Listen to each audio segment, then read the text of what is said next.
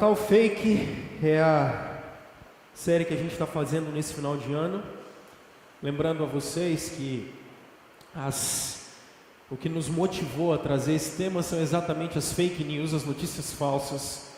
E a gente está querendo desnudar algumas notícias falsas que acontecem no nosso tempo, especialmente no que tange o Natal, algumas maneiras falsas de olharmos essa época do ano e que atrapalham a gente a visualizar aquilo que é o Natal de maneira propriamente dita.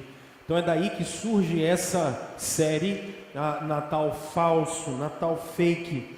E como eu falei com vocês na semana passada, essas fake news não são coisas novas, mas elas especialmente se intensificaram a partir do século XIX para cá, em que a gente vive, na verdade, uma guerra de narrativas, em que verdade é um conceito relativizado e as pessoas, na verdade, quem narra melhor um fato costuma ter a razão e costuma estar com a verdade.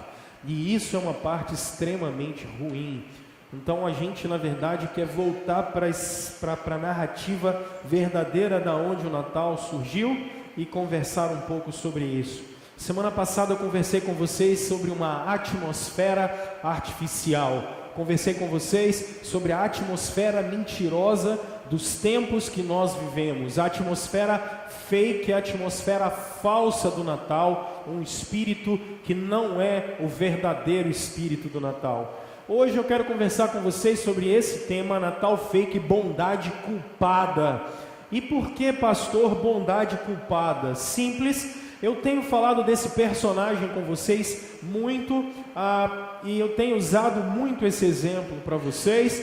O Bill Hybels é um pastor, agora ele acabou de se aposentar nesse ano, mas é um cara que sempre falou muito sobre liderança, muitos livros dele, se você trabalha nessa área, você pode ler. E o Bill Hybels sempre disse aos seus líderes, eu tenho citado esse exemplo sempre para vocês, porque a pergunta que você sempre deve se fazer é: onde você tem colocado o seu tempo, onde você tem colocado o seu dinheiro e onde você tem colocado a sua energia?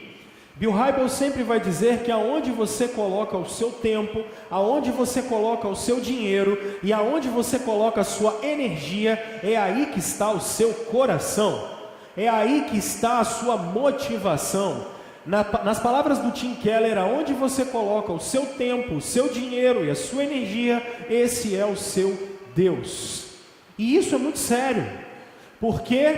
Porque, na verdade, o tema que a gente traz hoje, de bondade culpada, ele vem exatamente trabalhar contra alguns de nós que durante o ano todo abandonamos, por exemplo, a nossa família. Por quê? Porque usamos o nosso tempo e a nossa energia correndo atrás de dinheiro. Ou abandonamos pessoas queridas. Porque gastamos o ano todo, o tempo todo, a energia toda correndo atrás da autorrealização, da autopromoção.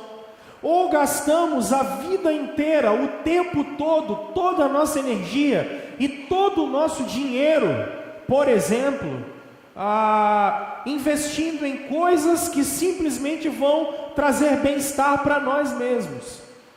E aí o Natal é mestre em ser esse tempo de trazer uma atmosfera de culpa para nós. Por quê? Porque parece que é uma época que a gente vai ficar bonzinho. Porque parece que é uma época que agora a gente traz um presente e resolve todos os problemas. É mais ou menos como briga de casal, né? Marido tem muito isso, o homem tem muito isso. O casal briga, quebra o pau, e aí depois o cara passa um dia, 2 dias, 3 dias, aí no 4º dia ele viu que ninguém falou mais nada, ele fala: tá tudo bem. Não, não tá tudo bem não, tá? Nunca tá. As coisas precisam ser resolvidas, nunca tá legal. Quando o tempo passa, eu tenho falado para vocês que tempo não resolve nada. E aí parece que agora a gente é tomado por uma atmosfera de bondade, e aí a gente vai resolver todo o período que a gente perdeu com pessoas que a gente quer, que a gente ama, com pessoas que a gente ignorou, com pessoas que a gente talvez brigou, enfim. Então, o bondade culpada é que me parece que nessa época do ano a gente começa a pensar assim: quem é que eu abandonei? Então aí a gente começa a correr atrás de algumas pessoas e, enfim, e parece que isso vai perdoar uns pecados que a gente cometeu no meio do ano. A gente vai dar uns presentinhos e vai resolver toda a ausência que a gente teve o ano todo. A gente vai fazer uma ceia de Natal e a gente vai resolver toda a ignorância e toda a grosseria que a gente teve o ano todo, porque agora é tempo da gente ficar em família, é tempo da gente ficar junto, né? É Natal. É uma cara de pau, na verdade. E parece que a gente vai ser perdoado por isso. Parece que a gente tem essa atmosfera de bondade agora, simplesmente para que todos os erros que nós cometemos durante uma vida inteira, agora em uma atitude ou em um momento a gente seja perdoado e vai ficar tudo bem. E é isso que eu coloco aqui para vocês, porque normalmente nós queremos bondosamente nessa época do ano, ou a gente quer agir bondosamente exatamente porque eu acho que a gente quer espiar culpa. E espiar culpa é ter os nossos pecados perdoados com pessoas que a gente talvez tenha abandonado. E eu conversei com você semana passada que esse sentimento que às vezes a gente tem, essa é a atmosfera falsa do Natal. Porque me parece que é uma época do ano que a gente tem que ser generoso, é uma época do ano em que a gente tem que ser solidário, é uma época do ano que a gente tem que agir com compaixão, é uma época do ano que nós vamos ter esse sentimento que é mentiroso de esperança na humanidade. Não. A grande verdade é que nós transformamos o Natal em duas coisas. Primeiro, nós transformamos o Natal em materialismo. Como eu li para vocês na semana passada, uma crônica do Frei Beto.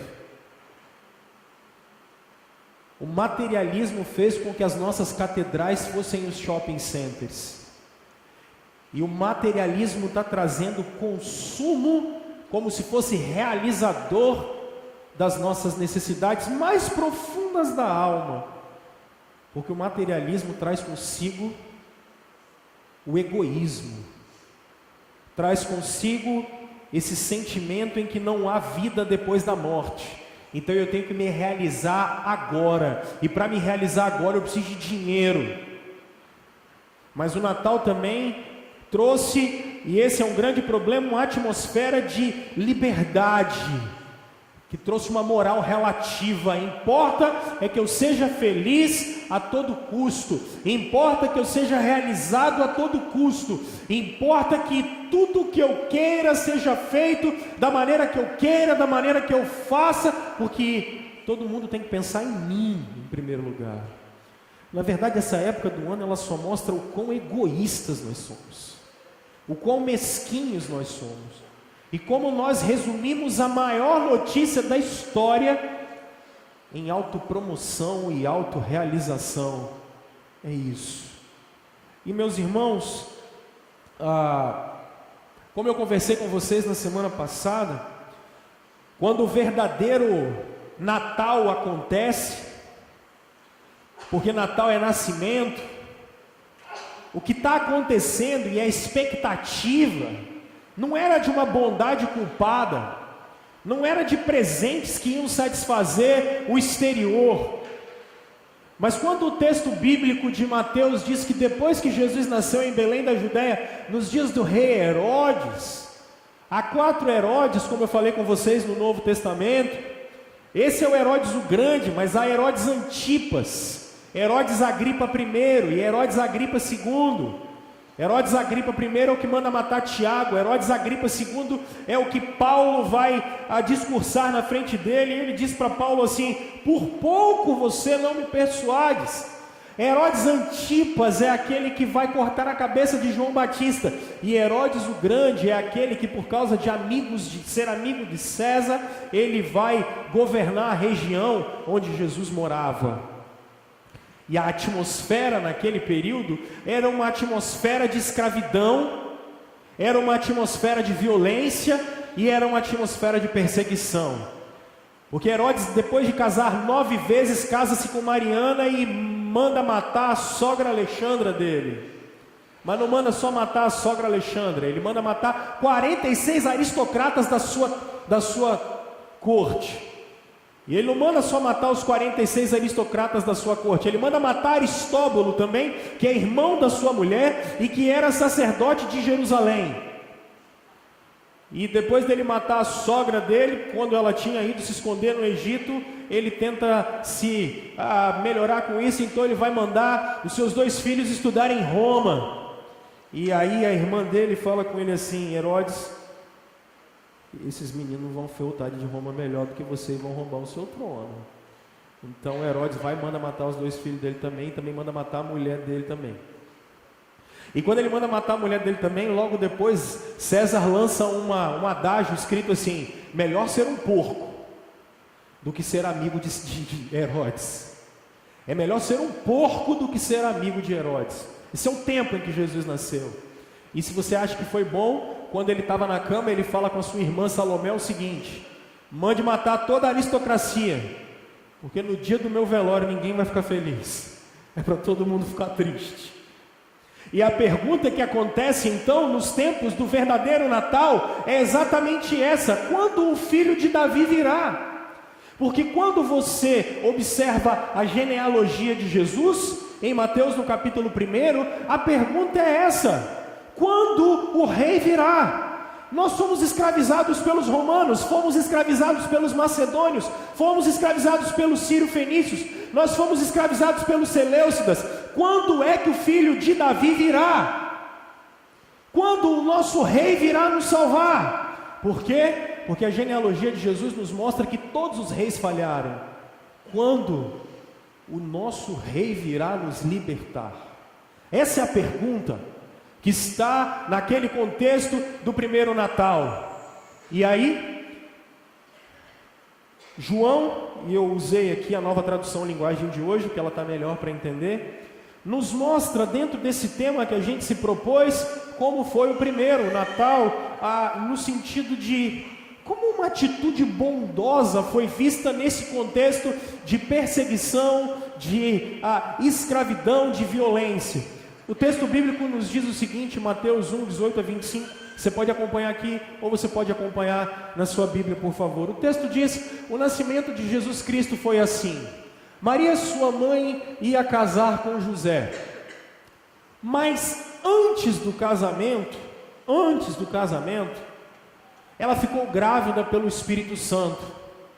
José, com quem Maria ia casar, aí daqui a pouco eu vou falar isso aqui melhor com vocês, era um homem que sempre fazia o que era direito.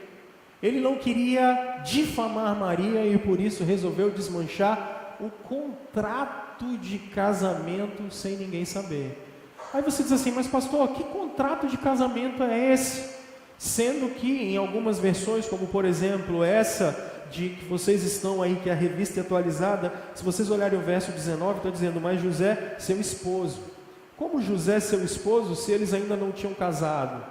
E aí você precisa se lembrar que quando o texto bíblico está dizendo, ele está falando dessa cerimônia aqui, que acontecia nos tempos de Jesus, os esponsais, que era antes do casamento. Entre o noivado e o casamento acontecia uma cerimônia. O noivo e a noiva juravam fidelidade mútua na presença de testemunha. Então, num sentido bem restrito da palavra, no período de Cristo, no período do Novo Testamento, isso aqui era essencialmente um matrimônio. Antes do homem morar com a mulher, antes deles terem uma festa de casamento, eles faziam uma espécie de cerimônia só com a família, e nessa cerimônia com a família eles se prometiam um ao outro.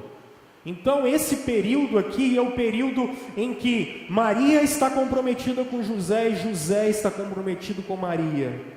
Eles já passaram por essa cerimônia e o que está faltando? Está faltando eles fazerem a grande festa, juntarem os panos e irem morar juntos. E o que acontece então? Maria aparece grávida. Enquanto José estava pensando nisso, um anjo do Senhor apareceu a ele num sonho e disse: José, descendente de Davi, não tenha medo de receber Maria como sua esposa, pois ela está grávida pelo Espírito Santo. Ela terá um menino e você porá nele o nome de Jesus, pois ele salvará o seu povo dos pecados dele. Tudo isso aconteceu para se cumprir o que tinha sido dito por meio do profeta Isaías, capítulo 7. A virgem conceberá e dará à luz, ou a virgem ficará grávida e terá um filho que receberá o nome de Emanuel. Emanuel quer dizer Deus está conosco. Quando José acordou, fez o que o anjo do Senhor havia mandado e casou com Maria. Porém não teve relações com ela até que a criança nasceu. E José pôs no menino o nome de Jesus. Eu quero trabalhar com vocês sobre esse tema, bondade culpada, e em cima dessa atitude de José, pelo menos 3 princípios que ficam bem claros aqui. O primeiro é esse. Meus irmãos, bondade na verdade parte de quem nós somos. Atitudes bondosas, atitudes caridosas, elas partem em primeiro lugar de quem nós somos. Como assim, pastor? Eu botei 3 versões para vocês poderem entender. Porque percebam, como assim uma virgem tem um filho? Eu vou trabalhar esse conceito daqui a pouco. Mas percebe que José era um homem que sempre fazia o que era direito. Na versão revista e atualizada que você tem, está sendo José sendo justo. E na NVI, que é a que eu gosto mais, é sendo um homem justo. Mas o que é isso, pastor? Há 2 conceitos de justiça, porque justiça e sendo justo, no texto original é essa palavra aqui, essa expressão, dikaiosum. E a expressão ali, ela quer dizer pelo menos 2 coisas. A primeira é que justo é aquele que observa as leis divinas. Num sentido amplo, reto, justo, virtuoso, que guarda os mandamentos de Deus. Quando a Bíblia diz que José está parado, pensando no que é que ele vai fazer, por que é que José não tomou uma atitude precipitada? Porque José, quando o pensamento estrito ali, ou melhor, o pensamento amplo da palavra, a bondade quando brota de quem nós somos, ela brota não de um sentimento, não de um dever, mas de uma obediência à palavra de Deus. É essa a ideia. José está preocupado em obedecer à palavra de Deus. Justiça significa quem é justo. Justo é aquele na Escritura que obedece à palavra de Deus. Mas tem uma outra coisa. Porque essa expressão ainda significa outra coisa. Porque no sentido mais restrito é dar a cada um o que merece. E isso em um sentido judicial. É emitir um juízo. Quando a Bíblia fala que José é justo, é que todas as atitudes de José, quando vão ser tomadas, elas vão ser tomadas a partir do momento em que ele ponderou não o seu sentimento, não a sua emoção, não o que ele acha que é correto, não o que a experiência dele diz que é. José, quando vai tomar uma atitude, segundo o texto bíblico, ele não vai ser levado por um impulso. José não vai ser levado, poxa, eu já vivi isso, então eu já sei o que fazer aqui. Já tenho experiência suficiente para agir. José não vai ser levado pelo que ele acha que ele tem que fazer. José vai ser guiado, e justiça aqui, ele vai ser guiado pelo princípio bíblico. O que a Bíblia diz que é direito? O que a Bíblia diz que é correto? O que eu tenho que fazer? Como eu vou fazer? Vou fazer se a Bíblia diz que eu devo fazer. Meus irmãos, aqui eu aprendo um princípio que é fantástico. José é alguém que guarda as leis divinas e que está pronto para dar um juízo correto e certo. Aí, deixa eu trabalhar isso com vocês um minuto. Eu acho que a primeira coisa que a gente precisa fazer é que não pode haver contradição nenhuma, gente, entre o seu discurso, entre o que você fala e o que você faz. Se você é um discípulo de Cristo, não pode haver de maneira nenhuma um discurso, mas uma atitude diferente daquela que é o seu discurso. Não adianta chegarmos ao fim do ano e querer mostrar para as pessoas uma coisa que nós não somos. Não adianta ter uma atitude falsa no final do ano, com A, com B, com C, de uma coisa que nós não somos. O nome disso é hipocrisia. O nome disso é mentira. O nome disso é falsidade. O desafio que nós temos, e é o que eu tenho tentado ensinar para vocês o tempo todo, é que o cristianismo que vocês aprendem, aquilo que é ensinado para vocês, precisa necessariamente ser aquilo que vai guiar a vida de vocês. Aquilo que vocês aprendem como ensinamento da Escritura, necessariamente tem que ser maior do que aquilo que você acha que é certo, do que aquilo que você sente que é certo. Por quê? Porque nós temos um problema, gente. A gente é muito bom de papo, mas a gente é muito ruim de atitude. A gente é muito demagogo, só que a gente é ruim de agir. Esse é o nosso problema. Porque se dependesse do nosso discurso, a miséria já tinha acabado do mundo. Se dependesse do nosso discurso, marido não tinha mais problema com mulher. Porque vocês sabem o que vocês têm que fazer. Agora a dificuldade de vocês é que vocês não fazem o que tem que fazer. Esse é o problema. Porque perceba como nós, especialmente os cristãos, são. E você que não é cristão e está me vendo aqui agora, isso é interessante. Porque quando é para resolver problema do outro, a gente sabe. Quando é para dar opinião na vida do outro, a gente tem. Quando é para ver o erro que o outro está tendo, que a família do outro está tendo, a condição que o outro está vivendo, a gente sabe. Agora, quando todo mundo vai para dentro de casa, o teto é de vidro. O teto é de vidro. E isso é impressionante, meus irmãos. Isso é algo que nós precisamos terminar. Nós precisamos prestar atenção que o que é a verdade para mim, o que é a verdade para você, não é o que você sente. Esse é o problema. E às vezes nós ensinamos nossos filhos assim: meu filho, faça o que está no seu coração. Você quer matar seu filho, seu louco? Porque o coração dele é mais enganoso do que tudo. Meu filho, faça o que te dá prazer. Fica quieto ao invés de dar um conselho errado como esse. É: meu filho, obedeça às Escrituras. Meu filho, não seja guiado pelos seus sentimentos. Meu filho, não seja guiado pelas suas emoções. Meu filho, não seja guiado pelas suas experiências. Meu filho, seja guiado pela Escritura. Bondade culpada, meus irmãos, aparece aqui exatamente porque a gente não faz o que tinha que fazer.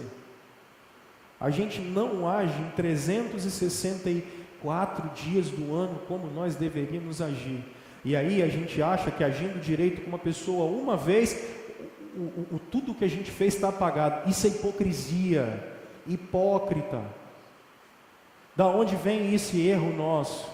Aí eu queria fazer uma foto sua, uma selfie sua, tá? Porque olha o que a Escritura vai dizer. Acima de tudo, guarde o seu coração, pois é dele que depende toda a sua vida. Olha o que os evangelhos nos dizem. Mas as coisas que saem da boca vêm do coração, e são essas que tornam o homem impuro. Pois do coração saem os maus pensamentos, os homicídios, os adultérios, as imoralidades sexuais, os roubos, os falsos testemunhos e as calúnias. Por que você não consegue fazer o que você tem que fazer? É por causa do seu coração. É por causa do seu coração. Por que você é hipócrita desse jeito? É por causa do seu coração. E é por isso que eu trouxe uma selfie sua aí. Está se vendo? Ainda não? Então eu vou te mostrar você agora. Dividir você em 4 partes, tipo Jack Estripador. E aqui em cima de você estão as suas atitudes. Isso aqui é o que a gente vê em você. Isso é o que você faz. Isso aí é o que você pensa. Isso é o seu dia a dia. Como você interage comigo, como você interage com a sua mulher, como você interage com quem está do seu lado, como você interage com a galera do trabalho, o que você assiste na TV, o que você manda no WhatsApp, o que você trabalha aqui e acolá. Isso é o que a gente vê de você. Isso é o seu lado de fora. Isso é o seu exterior. As suas atitudes. Aqui estão as suas emoções. Aqui estão os seus sentimentos. Aqui é quando alguém faz alguma coisa com você e como você reage. Isso é o que tem mais de superior na vida da gente. É como alguém, não tem, às vezes quando acontece com você, aquele nervosismo que vem de dentro, que você não sabe de onde veio, ele vai aparecer daqui a pouco. Mas isso é o que dá para você perceber, isso é o que dá para você sentir. Sabe, esses pensamentos, eles estão aqui, essas coisas que às vezes são incontroláveis em você, que eles aparecem sem você perceber, eles estão aqui, ó, lá na superfície de quem é você. Mas embaixo disso, existem as nossas instituições, como a gente se organiza. Isso aqui é como a gente se organiza como Estado, como a gente se organiza como escola, como a gente se organiza como igreja, como a gente se organiza como família. As minhas atitudes, elas estão inteiramente ligadas a isso, a como a gente interage. Embaixo disso são as nossas crenças. O que forma as nossas atitudes e o que forma as nossas instituições? As nossas crenças, aquilo que a gente crê.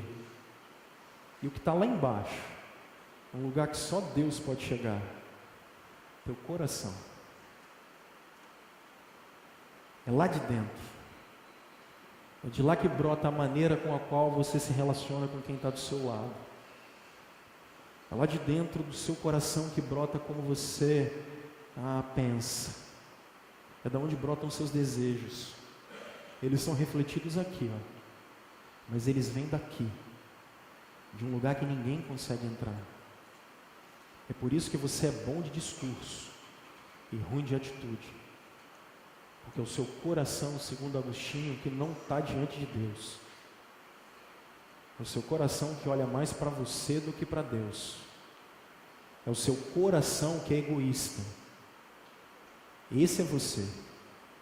É por isso que em 365 dias do ano, 364 a gente só está preocupado com a gente, aí agora a gente vem e tenta ter um ato e comprar as pessoas ou correr atrás daquilo que a gente não fez.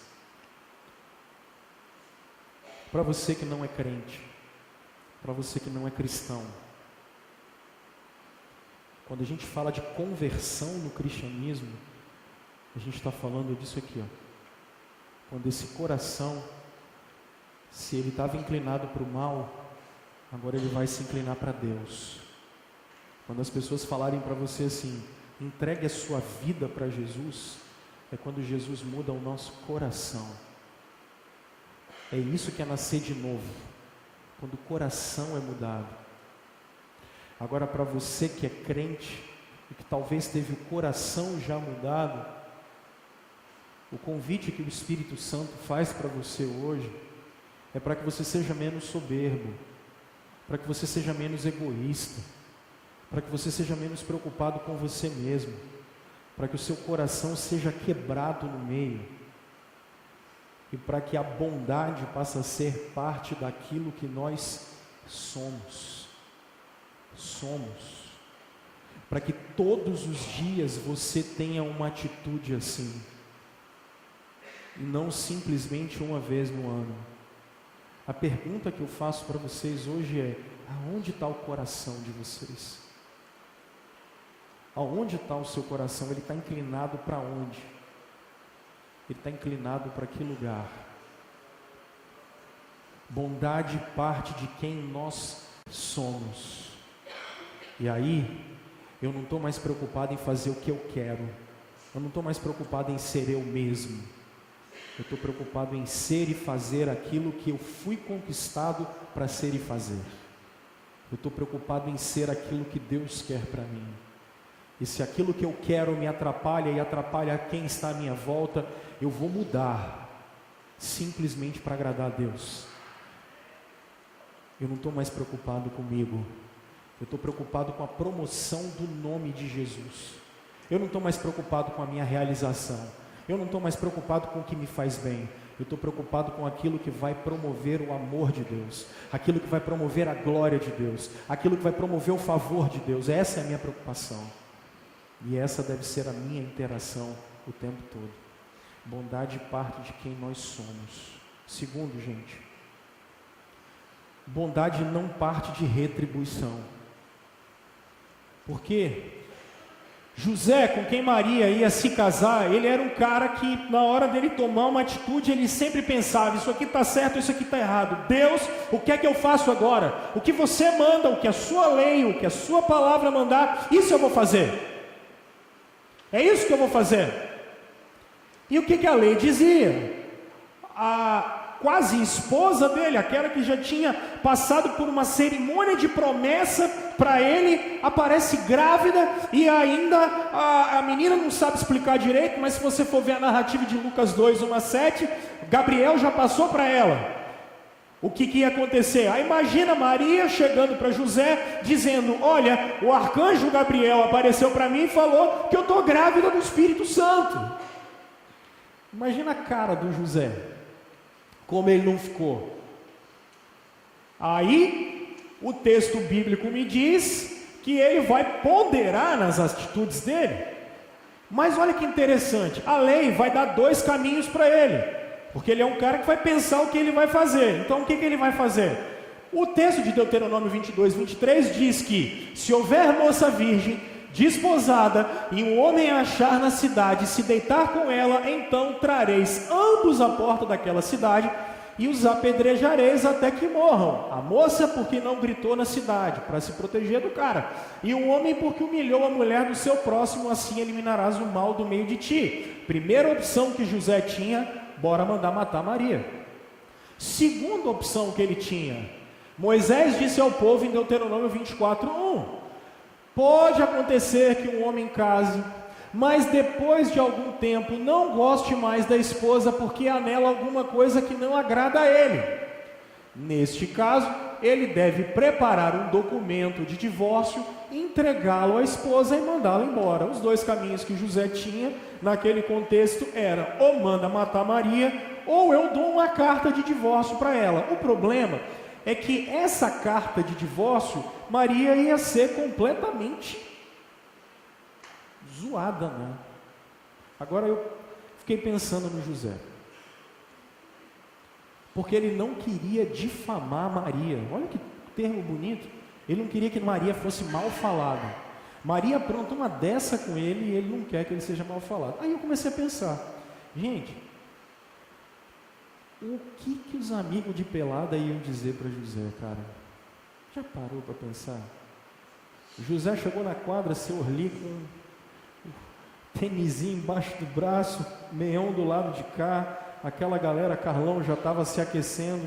O que a galera não ia dizer do José? Fiquei pensando nisso, cara. Já imaginou? José ia virar meme na hora. Tipo, lá vai o José, né, velho? Tipo, ia aparecer uns memes, tipo Maria barriguda, José como? E agora, José? Boa! Maria barriguda embaixo. E agora, José? Ia estar no WhatsApp de vocês, mas rodando rapidinho. José ia ser trend topping no mundo todo, assim. José.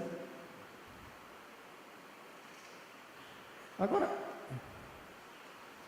imagina José chegando domingo para almoçar na casa da mãe dele. Rapaz, e mãe, quando começa a falar, sai de baixo, né? Meu filho, o que aconteceu com você? Aonde você estava, meu filho? Que mulher é essa? Aí a mãe de José já ia ligar logo com umas 4, 5 amigas do curso. Você imagina que doideira?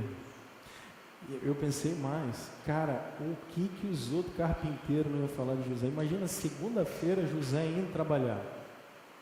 O que essa galera não ia falar com ele? E pensando nisso, aí gente, sabe de uma coisa muito curiosa? José foi completamente humilhado, envergonhado, ele teve o nome jogado na lama, ok? Olha que coisa interessante. José não está preocupado hora nenhuma com a imagem dele. José não está preocupado com o que a mãe dele vai pensar, os amigos de pelada vão pensar, o pessoal da internet vai pensar. José não está preocupado com isso. José não está preocupado com o que vão achar de mim a partir de agora. Ele está preocupado com Maria. Ele está preocupado com ela. Ele não está preocupado com ele. E isso é muito legal porque, gente, normalmente o senso de justiça da gente, ele sempre está ligado à nossa imagem. Sempre quando você fala assim, está errado, é porque você na verdade está muito mais preocupado com o que as pessoas estão pensando de você. Quando acontece alguma coisa, a sua primeira preocupação é o que vão falar de mim. A gente nunca está preocupado com o outro. O que vai acontecer com o outro? Pastor, mas falaram mal do senhor. Eu falei, claro, tudo bem, mas eu estou mais preocupado com quem falou, porque o coração do cara está indo para o inferno e ele ainda está falando mal de mim, cara. Da minha reputação eu não consigo cuidar. Eu não consigo cuidar da minha imagem. Você já parou para pensar nisso? Eu posso cuidar do meu caráter, não da minha imagem. Eu não tenho controle sobre o que você pensa de mim. Porque eu posso tentar ser o melhor possível para você. E você pode olhar e não ir para a minha cara. E eu vou fazer o quê? Eu vou mudar a sua vida? Eu não tenho como. Eu posso cuidar do meu caráter. Eu posso cuidar da minha atitude. Eu posso saber que diante de Deus eu estou tranquilo. Isso eu posso fazer. Agora, eu não tenho condição de ir na casa de um por um e dizer, por favor, você vai gostar de mim? Por favor, olha, o que aconteceu lá, você na verdade me interpretou errado. Eu não queria falar isso não. Vou viver a vida inteira, eu não consegui resolver nada. Só que via de regra, a gente está correndo atrás de ser bem visto pelas pessoas. Na verdade, gente, quando alguém age de maneira errada com a gente, a primeira coisa que a gente devia pensar não é na nossa reputação. A primeira coisa que a gente devia pensar dessa pessoa é, cara, o que está acontecendo com fulano? O que está acontecendo com o coração dessa pessoa para agir dessa maneira comigo? Só que a gente, via de regra, a gente está preocupado com a nossa imagem. Daí, tem uma segunda coisa que é muito interessante aqui nesse texto, porque o nosso senso de justiça, normalmente, ele é baseado em conveniência. Se uma coisa acontece de ruim com você, isso é injusto. Mas se acontece de ruim com os outros, foi tarde, tinha que ter acontecido com ele mesmo. Azar dele. Se você faz alguma besteira, as pessoas têm que ser benevolentes com você. Se você apronta, pinta o 7, as pessoas têm que olhar para você, elas têm que, nossa, mas tem que ter paciência comigo. Afinal de contas, quem não erra? Agora, quando o outro erra, aí você faz o quê? Rapaz, ninguém vai fazer nada não? Tem que cortar a cabeça desse cara. Porque o nosso senso de justiça é assim. Aí deixa eu te dizer uma coisa. Bondade não pode partir de retribuição. Nosso Senhor vai nos ensinar a fazer o bem. Abre sua Bíblia em Romanos capítulo 12, por favor. Nosso Senhor vai nos ensinar a fazer o bem. Olha que coisa curiosa.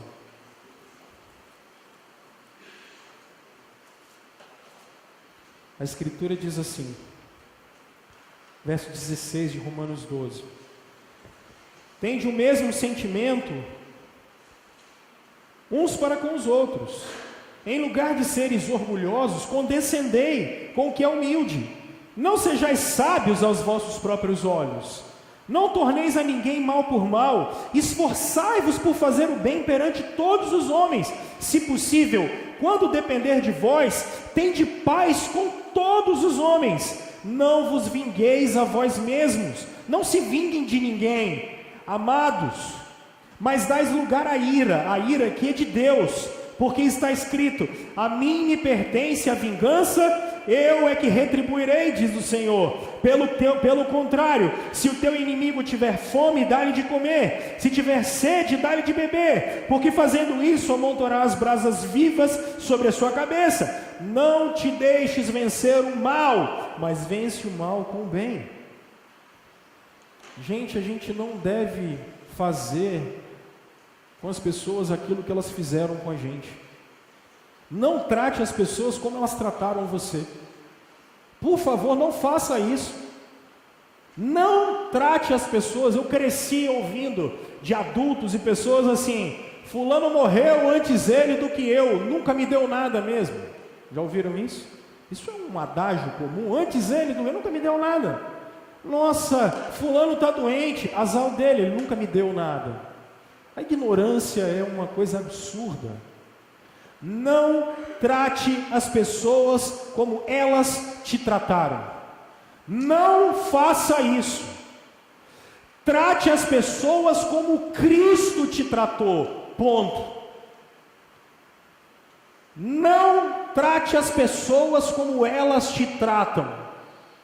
Tratem as pessoas como você foi tratado por Jesus, porque você não valia nada, desgraçado, miserável, condenado ao inferno, morto nos seus pecados. E o que Jesus fez?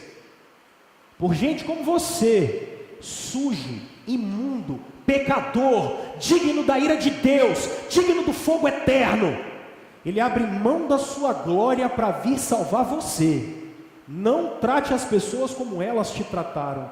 Tratem as pessoas como Cristo tratou você. Gente que não merecia. Mas pastor, eu sou mulher de malandro. Que seja, porque a maior mulher de malandro que teve na vida foi Cristo. Desculpa a expressão. Porque quem apanhou foi Ele. Porque quem morreu foi Ele. Por gente que não merecia como você. Você não é melhor do que ninguém. Você não é pior do que ninguém. Você é tão ruim como todo mundo. Mas a graça dele foi poderosa sobre a sua vida. Trate as pessoas não como elas merecem, mas trate a pessoa como Cristo tratou você. Bondade culpada é isso. Eu não dou às pessoas aquilo que elas merecem. Você não é meu juiz. Eu não sou seu juiz. A mim não foi dado um martelo para dizer a justiça que deve ser de A, B, C ou D. A Escritura mandou que eu desse lugar à ira, e não é a minha ira, mas essa ira é a ira de Deus. Trate as pessoas como Cristo tratou você. Ponto. Então, não há lugar no seu coração para vingança. Não há lugar no seu coração para amargura. Não há lugar no seu coração para falta de perdão. Não há lugar no seu coração para juízo. Não há lugar no seu coração para previamente você fazer juízo de valor de alguém sem nem conhecê-lo. Não há lugar no seu coração para isso. Isso é demoníaco, Tiago vai dizer. Isso é sabedoria do inferno. Isso é sabedoria do inferno. Se ninguém te der nada, dê. Porque eu tive fome, me deste de comer. Eu tive sede, me deste de beber. A nossa relação com as pessoas não é pragmática. Não é utilitarista. O mundo é assim, nós não. Se você tem problema talvez dentro de casa, não espera alguém te dar alguma coisa. Não espera sua mulher te dar carinho, dê para ela. Não espera seu filho fazer uma boa ação para você. Faça você, parta de você. Porque o que a cruz nos ensina é que Ele veio ao nosso encontro. Se você tem rusgas com pessoas talvez do seu lugar de trabalho, não espere que alguém venha a você. Encontro pessoas que se dizem traumatizadas porque nunca receberam nada de ninguém. Você é um ingrato porque você recebeu a graça de Deus. E já é muito mais do que você merece. E Ele tem nos dado graça sobre graça. Por isso, pare de se fazer de vítima e dê o primeiro passo. Pare de se fazer de vítima e corra atrás daqueles os quais Deus colocou perto de você. Eu tenho explicado e gritado desse púlpito semana após semana que não vai aparecer nenhum anjo do céu. E não vai mesmo. Porque se vocês não forem os braços de Jesus nessa terra, se nós não formos os braços de Cristo nessa terra, quem será, irmãos? Quem será? Vocês ainda estão na Idade Média, achando que vai aparecer algum mago que vai fazer alguma coisa. Nós somos o braço de Jesus. Nós somos as mãos de Jesus. Bondade não é algo que se faz com retribuição. Bondade é a retribuição daquilo que foi feito naquele madeiro por mim. Quando eu, miserável, pecador, desgraçado, ausente de Deus, recebi a sua graça, quando o sangue dele foi derramado, sujando aquela madeira por mim. E é isso que você é. Se você não passar pela cruz, se você não confessar Jesus como seu Salvador, se você não se arrepender dos seus pecados, o que nos espera é só a ira vindoura, gente. Inferno virou uma coisa demodê no nosso tempo. A minha pergunta é: onde você vai passar a eternidade toda? Aonde? Bondade, as atitudes de amor que temos com os outros, elas não dependem do que elas fazem com a gente. Bondade e atitudes de amor, elas partem do que Jesus fez por nós. Essa semana fui à Águia Branca, o presbítero Ronald foi comigo. Fomos lá fazer 3 coisas. Fomos lá primeiro divulgar a sexta-feira para ver se eles liberavam os funcionários para ir com a gente doar sangue lá no shopping. Segundo, fomos lá tentar abrir um espaço para ver se a gente pode, o ano que vem, talvez, quem sabe, levar o ônibus do Emóis lá, e se eles abrem um espaço para a gente poder, talvez, ir lá falar, uma centena de funcionários que eles têm lá. Terceiro, como o presbítero Ronald, vocês sabem, tem um trabalho lá do Cristo Rei, trabalha com as crianças. Falei, vamos lá, vai que cola, e vira um Águia Branca Cristo Rei aí da vida, né? Vai que cola. Então fomos lá. E foi muito interessante que enquanto a gente conversava, a moça do shopping, que é aonde a gente vai fazer o trabalho, ela me mandou uma mensagem. Eu não pude responder na hora. E o pessoal da Águia Branca foi super solícito, foi muito legal, assim. A gente viveu uma experiência muito boa, porque a gente conversou com ela, falamos de todos os projetos que a gente tem. Aí quando nós saímos de lá, tinha toda uma área de marketing. Aí ela parou e falou assim: vocês podem orar por nós, por favor? Cara, muito legal. Como o Evangelho abre portas, gente. É muito legal. E a pergunta que a moça do marketing do shopping tinha feito para mim foi assim: Rômulo, o que é que impulsiona vocês a querer fazer o bem das pessoas desse jeito? Porque todas essas reportagens aí eu mandei para ela. E deu um bug na cabeça dela, assim, né? Eu achei engraçado. Eu contei do trabalho, ela falou: o que impulsiona vocês? Eu ia printar a minha resposta para ela. E eu pensei: o que eu respondo para essa mulher agora? Eu estou matutando, né? Eu falei: caraca, como é que eu vou falar do Evangelho aqui para ela?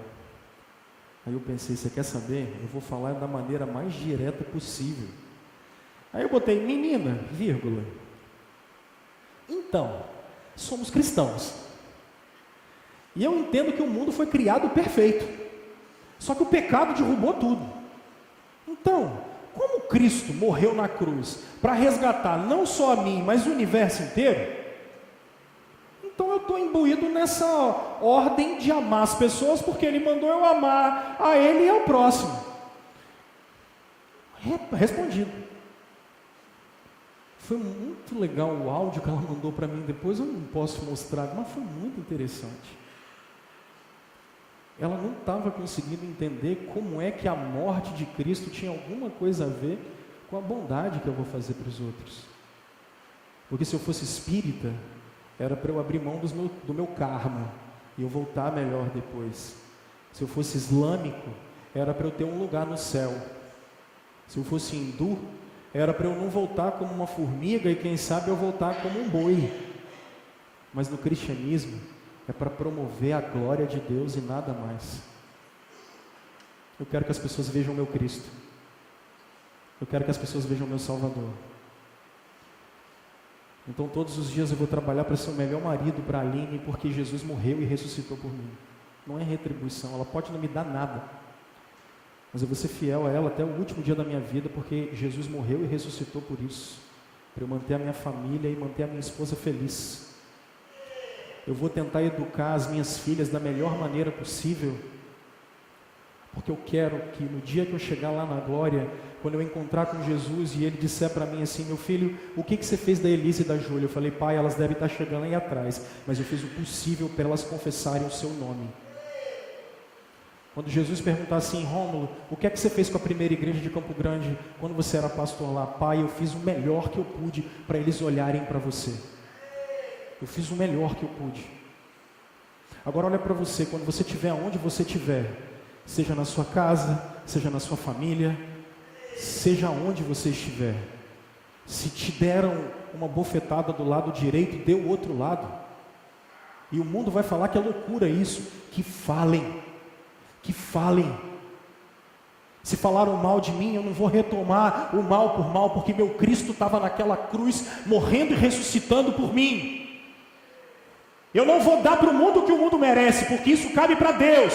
Eu vou dar para o mundo aquilo que Jesus me transformou para ser. É isso.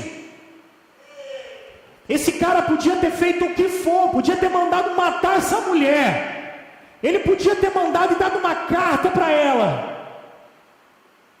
Agora esse cara não vai fazer isso porque ele não está preocupado com a imagem dele. Ele não está preocupado com o que Jerusalém vai pensar dele, Belém vai pensar dele, Nazaré vai pensar dele. Ele vai pensar o que eu trabalho aqui agora no último ponto e termino aqui. Ele está a fim de obedecer a Deus. É isso que eu estou falando com vocês. Ele está a fim de obedecer a Deus. Ele está amando quem está em volta dele, antes de mais nada, em obediência a Deus. Porque enquanto José estava pensando nisso, porque a primeira coisa que você não deve fazer, em nome de Jesus, cara, cuidado com as suas atitudes precipitadas. Porque se esse cara tivesse deixado, talvez, a carne dele falar mais alto, o que ele tinha feito com Maria? Cortado a cabeça dela fora? Esse cara também está cheio de sentimento. Só que, quando ele sabe da situação, Gabriel apareceu para Maria, Gabriel foi para falar com ele, o que esse cara vai fazer? Eu acho isso fantástico, porque ele vai dormir. Olha só, um anjo apareceu a ele num sonho, nem Rivotril não tinha, e o miserável vai dormir. Como é que pode? Com a mulher grávida, que o filho não é dele. Como esse cara vai dormir? Você atrasa 2 dias a conta de energia e quase morre. A mulher do cara apareceu grávida, cara. Esse cara vai dormir. Ele é louco, porque eu já tinha comido as unhas inteiras, velho. Porque quem anda na presença de Deus, cara, sabe que pode confiar em Deus. Quem anda na presença de Deus sabe que, independente do que aconteça, quando você vai tomar a decisão correta, que é pautada na palavra de Deus, você sabe que é Ele que está cuidando de você. Então cuidado quando você estiver em situações, e aí, vem e você, calma, filho, cuidado com as suas atitudes precipitadas, cuidado com o que você fala. Fica quieto, reflete primeiro, deixa baixar aquela adrenalina que chega a arrepiar até as costas, deixa baixar aquela adrenalina. Pior coisa é corrigir filho, vocês sabem disso quando você está nervoso. Isso é fria, isso é pecaminoso. Então cuidado, porque às vezes alguém tem uma atitude com você, se você não contar até 10 e deixar a adrenalina baixar, você peca tanto quanto alguém pecou contra você. Calma, irmão. O cara vai dar uma descansada. E aí, olha que coisa interessante. Ele diz assim: você é o descendente de Davi, José. Por quê? Porque ele tinha dado esse compromisso em Isaías 11 e Isaías 7,14. O cumprimento, lembra que eu falei com vocês da genealogia de Jesus? O filho de Davi virá. Então ele vai vir de José, é um descendente de Davi. Não tenha medo de receber Maria como sua esposa, pois ela está grávida pelo Espírito Santo. Massa, isso, Deus conhece o coração. José está com medo, cara. José está morrendo de medo. Aí, eu vou ter que pular aqui, senão vamos ficar aqui a vida inteira, eu não posso. Gente, se José não aceita a promessa ou a palavra do anjo, isso aqui eu acho muito legal nesse texto. Como é que ia ficar a promessa que foi feita para Davi? A promessa que foi feita para Davi, lá em 2 Samuel, é essa aqui, ó. Quando teus dias se cumprirem e descansarem com teus pais, então farei levantar depois de ti o teu descendente, que procederá de ti e estabelecerei o seu reino. Este edificará uma casa ao meu nome, e eu estabelecerei, para sempre o trono do seu reino.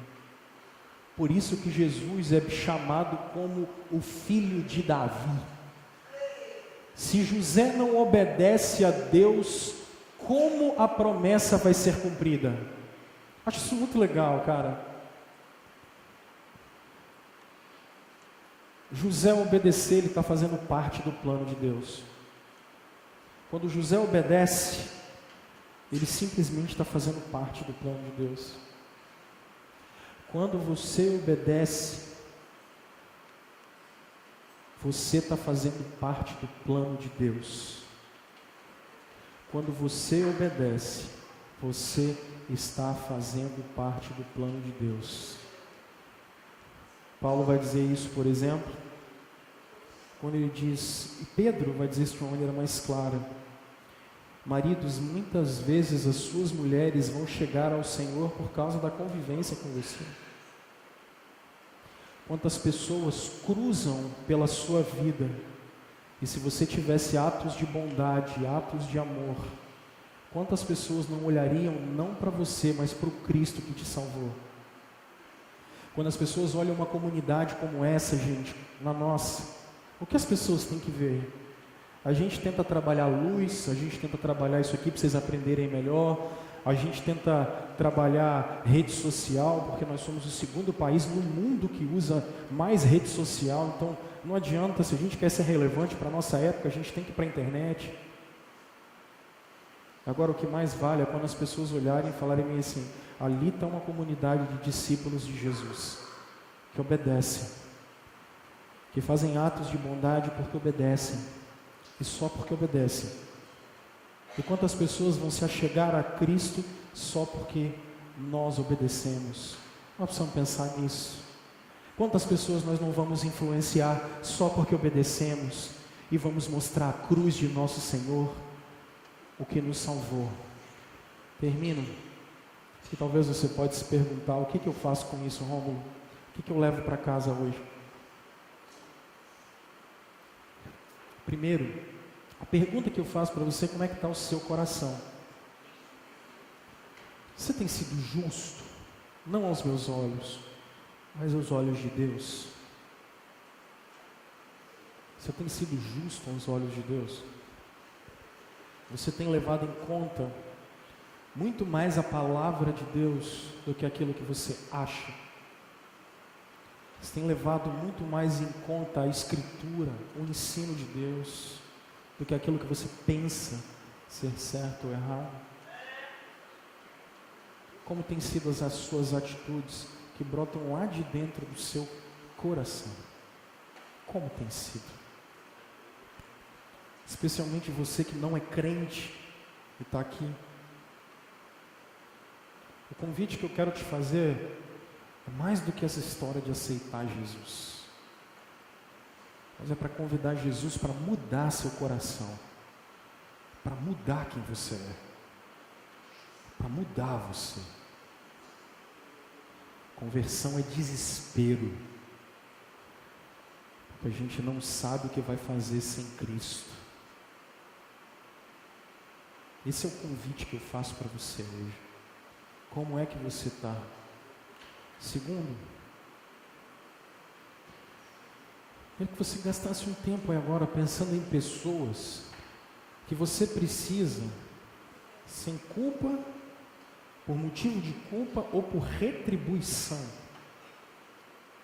começar a agir com bondade. Pessoas que você tem que chegar-se a elas e agir com elas não querendo nada em troca, e não porque você falhou até aqui. As pessoas que você tem que começar a agir com bondade. Por quê, pastor? Porque eu não merecia nada, mas Ele me deu tudo. Eu não merecia nada, e Ele me deu tudo. Que tal, cara? Que tal a gente começar hoje, efetivamente, conscientemente, fazer parte do plano de Deus?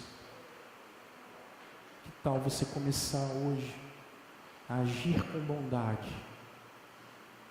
a agir com amor, em resposta ao que Ele fez por você, para começar a fazer parte do plano de Deus.